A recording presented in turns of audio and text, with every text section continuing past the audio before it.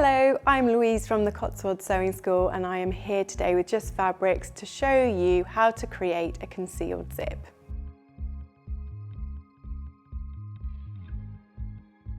So let's pop our fabrics right side to right side and raw edge to raw edge.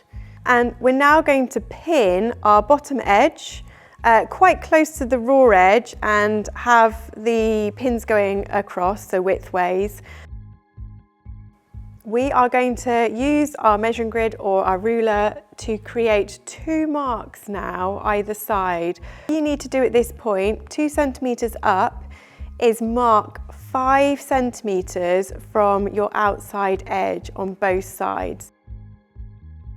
Now at the sewing machine, I have positioned the raw edge of our bottom cushion panels against the 2 centimetre seam allowance. So what we are going to do first of all is, keeping the whole way along the bottom edge at our 2 centimetre seam allowance, we are first of all going to sew at a stitch length of 2, so quite a small stitch length, and we're going to sew at number 2 all the way along to our first mark that we made, which was 5 centimetres along from our outside edge.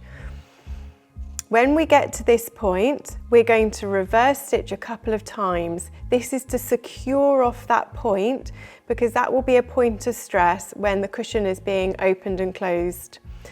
We, at this point, are then going to switch on our machine to our longest stitch length, which in this case is number 4. And at 4, we will sew the whole way along to our next mark, which was 5 centimetres in from the opposite end.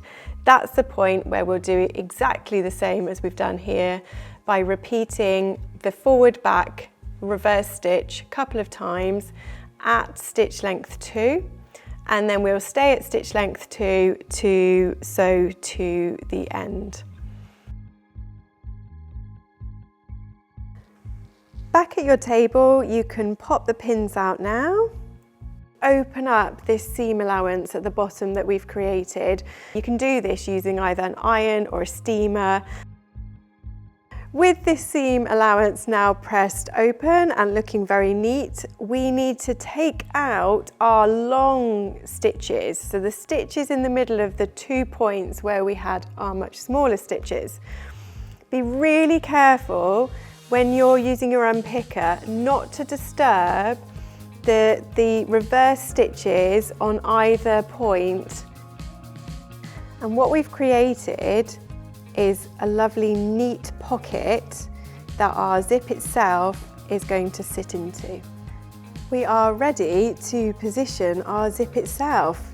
And when we're positioning, we want to be positioning the zip face down and obviously centralised with our gap that we've created, the little pocket. Make sure the stoppers of our zip are just over the edge of where we have secured our stitching. And we'll pin and sew one side at a time. And what you want is to see just a little bit of the fabric this side of the teeth.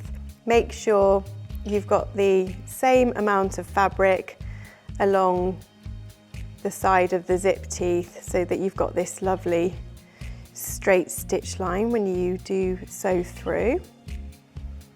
To insert our zip today, we are using an adjustable zipper foot. This is the perfect choice because we want to stitch really close to the teeth, but we don't want to have to worry about sewing accidentally into the teeth themselves. As you can see, we're now positioned ready to stitch towards the zip itself.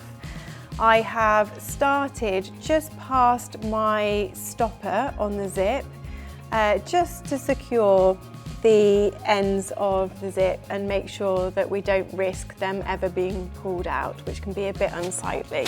Start by reverse stitching to secure my stitch.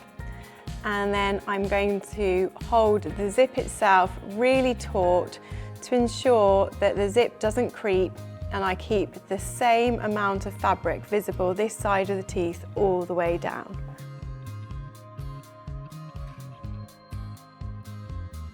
And then when we get close to the zip itself, just make sure that the zip isn't in the way, so you're not going to sew over, and that the zip is sat perfectly in the middle of your seam allowance to keep it straight.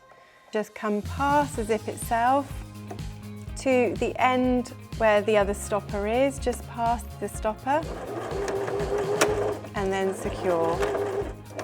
So that we can sew the second side of the zip again towards our zip itself, I'm simply going to position it so that the needle is now positioned in the middle of the groove on the second side of the foot.